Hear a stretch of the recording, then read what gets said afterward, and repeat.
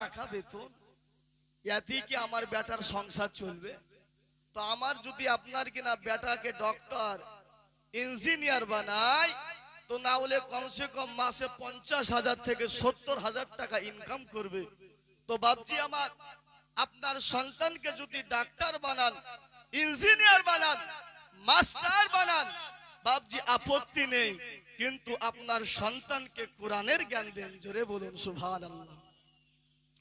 আপনার সন্তানকে যদি আপনি বাবা কোরআনের জ্ঞান দিয়ে দেন, আপনার সন্তান আপনাকে মহব্বত করবে, আপনার সন্তান আপনাকে ভালোবাসবে, আপনার সন্তান আপনাকে মহব্বতের নজরে দেখবে। পৃথিবীর জমিনে যদি আপনি ডাক্তার বানিয়ে দেন, আপনি যদি মাস্টার বানান বাবা, আপনার যদি কোরআনের জ্ঞান নিয়ে দেন, ওই সন্তান পৃথিবীর জমিনে আপনাকে মহব্বত করবে না, আপনাকে ভালোবাসবে না। এর জন্য বলি বাবা, পৃথিবীর জমিনে আপনার সন্তানকে যদি মাস্টার জজ বানাতে চান বাবা, তাহলে তার সঙ্গে সঙ্গে কোরআনের জ্ঞান দিন। তা আমরা সকলে জ্ঞান দিব বাবজি, আপনার কিনা সকল বাচ্চাদেরকে কোরআনের জ্ঞান দিবেন। তো হযরতে ওয়াইস কুরুনি আপনার রহমাতুল্লাহ আলাইহির মা জননী বলছে, বেটা ওয়াইস, যাও, তোমাকে লেখাপড়া করার জন্য তুমি মাদ্রাসা চলে যাও, কেননা তোমাকে কোরআন হাদিসের জ্ঞান অর্জন করতে হবে। জোরে বলুন সুবহানাল্লাহ। সুবহানাল্লাহ।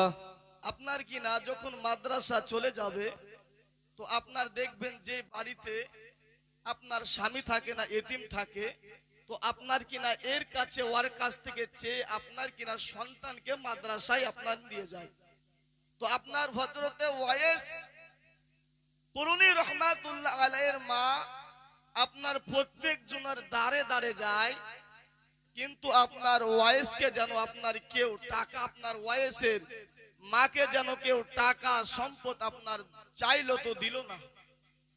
আপনার কিনা বাবা জননে গিয়ে নিয়ে যায় হযরতে ওয়াইস কুরুনি রাহমাতুল্লাহ আলাইহির আপনার মা জননী যেন প্রত্যেক জনের দরবারে যায়, আপনার প্রত্যেকের বাড়ি বাড়িতে যায়, আপনার যাওয়ার পরে যেন আপনার বলতেছে, এ তোমরা কেউ কি আমাকে কিছু ধন দৌলত দিতে পারবে? তোমরা কি কেউ কিছু খাবার দিতে পারবে? এই কথা আপনার যখন বলে দিল বাবা, আপনার হযরতে ওয়াইস কুরুনি রাহমাতুল্লাহ আলাইহিরা আপনার যেন মাকে আপনার কি করলো বাবা, আপনার যেন কেউ খাবার দিল না, কেউ খাবার দিল না। ওই মা জননী হযরতে ওয়াইস কুরুনি রাহমাতুল্লাহ আলাইহির মা